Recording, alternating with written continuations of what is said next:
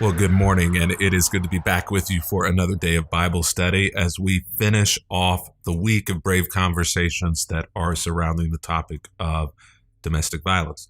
So glad that you are with us. If you've been here the whole week, congratulations. If you are just here for today, then I've actually got a really interesting Bible passage for you today, brought to you courtesy of ChristTable.today. Visit that website, sign up for the email list, find out more about us, and consider joining us on the Bible study journey. You can download the entire reading plan by going to go.christtable.today/brave, and that will give you the entire reading plan that you can join us on. Another way that you can join us is by becoming a regular donor to Christ Table. In fact, we are putting the finishing touches on our Christmas box that will cover December and January. We send a ton of resources in the mail every couple of months to our partners, all of those people who donate to us.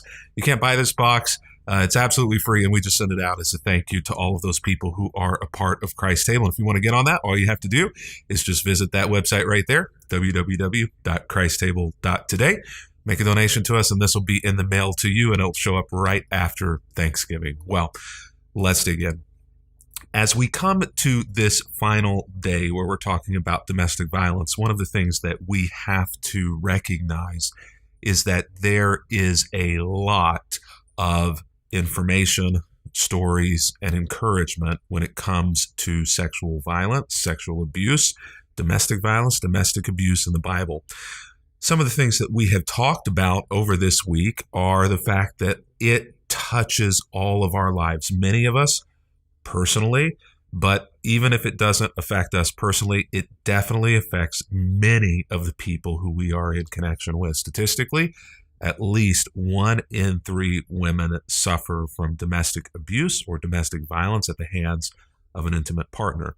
That does not even include those women who suffer abuse or violence at the hand of a partner who isn't an intimate partner. And that's, that's only women. That doesn't even take into account men. And we have pointed out over this week that the road runs both ways. Men can also be the victim of sexual abuse, domestic abuse, and domestic violence. What do we mean, though, when we say that? Well, violence and abuse, we need to recognize, knows no boundaries. Any of us can experience it. It doesn't care about your gender. Both genders experience violence and abuse. All races experience it. All socioeconomic classes. It can happen anywhere, in any location. No part of the country is more or less prone to it. And your social status doesn't matter. You can be poverty level, middle class, upper class, and it still be a part of your story, or you be victimized by it. And sadly, statistically, we understand that it oftentimes is perpetrated by those who are closest to us, those who we trust the most, and also oftentimes happens in places that we consider to be safe spaces. And so that is why domestic abuse and domestic violence is such a terrible thing, and also something that we as not just human beings, but especially we as a church and as religious people need to talk about, because so many of us are facing this and struggling with it, and there hasn't historically been a great sense in religious circles of acceptance and help. The only thing that we've often said in those situations is, well, till death do you part. First of all, it's not biblical. Second of all, that's not helpful. So let's just stop saying that. Domestic abuse can happen anywhere within dating relationships, cohabitation relationships, marriage relationships, and it's a pattern of one partner using power or control over the other, including physical. We think of it as being physical, but there are many different ways in which domestic violence and abuse can occur. It can be physical, it oftentimes is, but also, and maybe even more often, and it's harder to recognize when it's this way, somebody hits you, violence, abuse. But if somebody emotionally abuses you, psychologically abuses you, it can be much more difficult to see, to understand, to accept. Sexual, financial, even spiritual violence and abuse occurs, and nowadays a lot of it happens on the interweb. Cyber abuse digital abuse. So when we come to Genesis chapter 39 today, we see a very unique example of domestic abuse, domestic violence. In Genesis chapter 39, we come to the classic story of Joseph, who is a slave, but a very well-known and reputable slave in Egypt, who is working for the second-hand guy in Pharaoh's kingdom, working for Potiphar. And Potiphar has a wife who makes advances on Joseph. And so what we're going to see today in this final story about domestic violence, domestic abuse, is we're going to see the tables turned, where it is actually the man who is victimized by domestic abuse. So why don't we start there by saying that the abuse and sexual harassment of men is a very real thing. Men can be victims, and women can be perpetrators of this. And so, again, we need to kind of set the idea of this gender normative ideas. There is no normal when it comes to relationships, and there really is no normal when it comes to abuse, especially when gender is a part of it. So let's jump into Genesis chapter 39. Now, we have the whole chapter as the reading. I'm going to read a little smaller portion of the chapter, but it's a fascinating story. I would encourage you, as I always do, to go back, check your Bible, jump in and read the things that we don't read, or even read more broadly than that. So Joseph, it tells us, was a good-looking guy. He was a well-built young man, which I think is kind of funny that it actually points this out. Oftentimes, I don't think that it is a requirement that you be a looker to be abused, to suffer from domestic violence. Now, the thing that we know is we are all truly beautiful in God's creation. And whether or not we are beautiful, handsome, well-built in our own mind does not mean that we are not that to someone else. We don't oftentimes, if ever, really see ourselves clearly. So I don't want us to get in the mindset that you've got to be a handsome and well-built young man or young lady in order to be a victim of abuse. But the text feels inclined to tell us that Joseph was. He was a young, strapping, beautiful, well-built, well-carved young man, and Potiphar's wife soon began to look at him lustfully. Probably Potiphar's wife, probably not her first rodeo or first experience with this. And at the end of the text, we actually get indication that this may be a known issue between Potiphar and Potiphar's wife and probably servants in the household. But she takes a liking to this handsome and well-built young man, Joseph, and just comes right out with it. Come and sleep with me, which seems like a little forward. Servant in the house. Obviously, Joseph was around all the time. He ran all of Potiphar's household, so it was his right-hand person. So there would have been a relationship there, but it still seems a little forward, right? But Joseph refuses. Look, he tells her, my master trusts me with everything in his entire household. No one here has more authority than I do. He's held back nothing from me except you, because you're his wife. How could I do such a wicked thing? It would be a great sin against God. He's using logic. He's using theology. He's using practical, rational advice to encourage her that this is not okay and he's not going to participate. But whenever the perpetrator is in the mindset, in the wrong mind, it is unlikely that any rational advice, any logic, any theology is truly going to, in the moment, change outcomes. It's why you got to avoid being in the moment. with those people if possible. You can't talk them out of it. If you can once, probably not going to happen every single time that you're able to distract and avoid and direct. What we see going on here, though, and this word is becoming kind of more recognizable, this phrase, power differential. I want us to recognize, though, that this is truly what is going on here. What is a power differential? Now, there are kind of varying definitions depending on whether it's in a workplace environment, a bullying environment, a domestic violence environment. But essentially, a power differential is one of the people in a situation or in a relationship believes that they have more power over the other and attempts to assert that power. Now, to our point here, in a domestic abuse or a domestic violence situation, this is not a husband and wife. This is a workplace situation. And so Potiphar's wife is the one with power in this situation. Joseph is a very powerful individual, but not in relationship to Potiphar's wife. She holds all of the power in the relationship and essentially can coerce him into the bedroom with her. It's a lose-lose situation for him.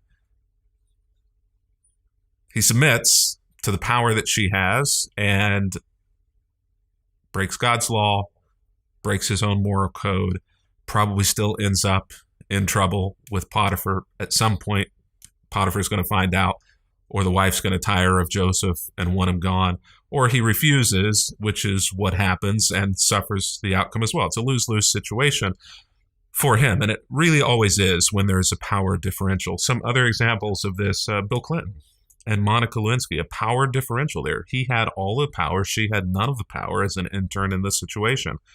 I guess another presidential example is Thomas Jefferson and Sally Hemings.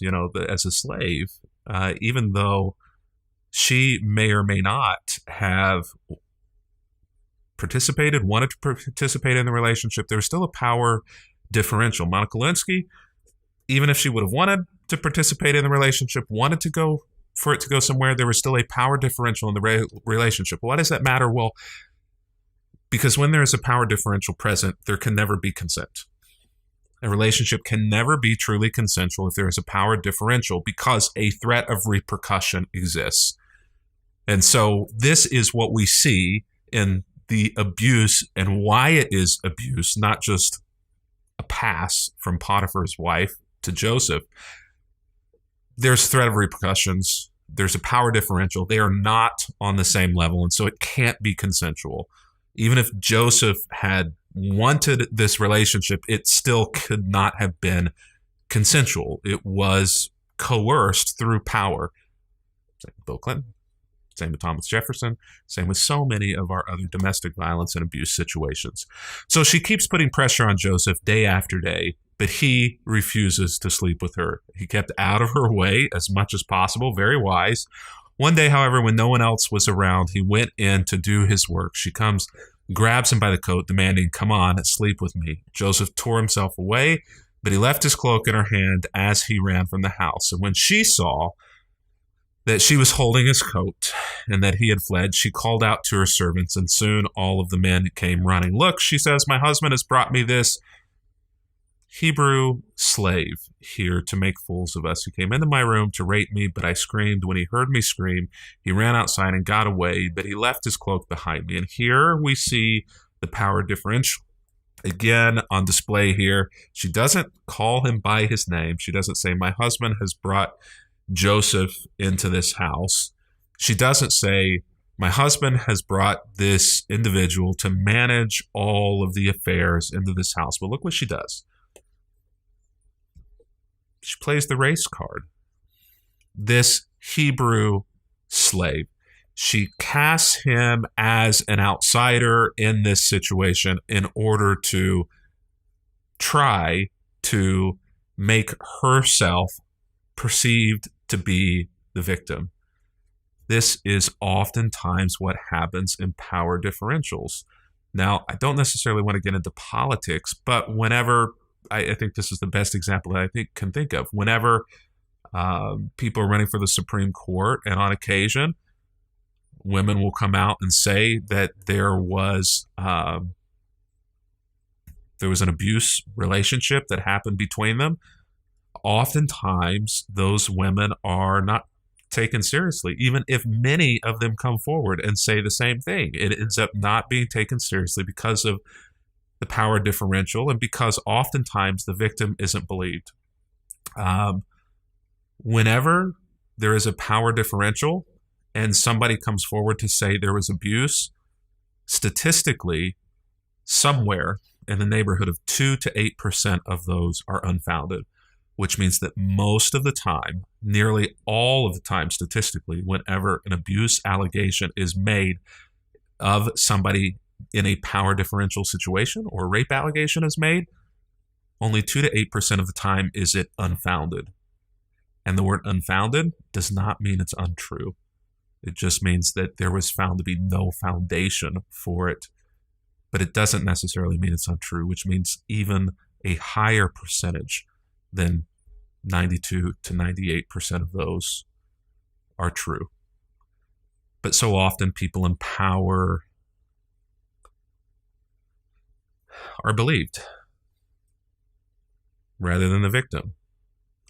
2016 election, another president. It's on tape. And yet most people don't care. Why? Because oftentimes victims of domestic abuse and domestic violence continue to be victimized. And this is what happens to Joseph. Joseph continues to be victimized, even though he is the victim, because of the power differential. So she keeps the cloak with her until her husband comes home, and then she tells him her story. Now, the interesting thing about this, and this is why I want you to go and read this story, because I've never seen this before until this time. I'm not going to put it up on screen because I want you to actually go to Genesis 39 and read the rest of the story. But actually what happens here, if you read this, it is highly likely, if not absolutely probable, that Potiphar believes Joseph. Now, if you look at the details of what he does, it doesn't seem that way. It seems as though he believes his wife. Joseph gets thrown into prison. But if you look at where Joseph gets thrown into prison, Joseph gets thrown into prison. He essentially gets sent to Egyptian summer camp. The punishment for a slave doing this, especially a Hebrew slave doing this or being accused of this, would have been certain death. Potiphar could have and would have likely killed Joseph on the spot. And if he had not, he would not have sent him to a prison of the palace guard, which was probably essentially on Joseph's property, where Joseph was hobnobbing with people who were as powerful or more powerful than he. He was hobnobbing with Pharaoh's guard. So he gets sent to essentially a resort rather than actually truly being punished. And it ends up being good for Joseph because he ends up gaining favor and growing up the ladder, but it still doesn't make it right. But what we do see here is that Potiphar punishes Joseph, but again, still making the victim pay. Potiphar knows his wife is lying, but Joseph still pays a price for it. This is what a power differential is and what it does. We've got to be aware of it. And it's interesting here that the power differential is kind of gender opposite of what we would assume it to be. But it's a great reminder to us that really we should believe the victim and believe their story until there's evidence that we shouldn't. Why? Again, because 92 to 98% of accusations, especially in a power differential situation, are proven to be true, are proven to be founded. But 92 to 98% of them are not treated that way. The church really needs to change the story on that. We need to change the story on that. Why? Not because of presidents and politicians necessarily, but because of our brothers and our sisters and our family members, both in Christ and in the nuclear family and in the extended family. It matters. One more thing before we go. Joseph is a male sexual abuse survivor. Joseph, even though he was victimized, even though he was lied about, even though he lost his job, he's a survivor. And if you have suffered or you have endured similarly, I want you to know that you have survived until now. You're a survivor. I want you to hang in there.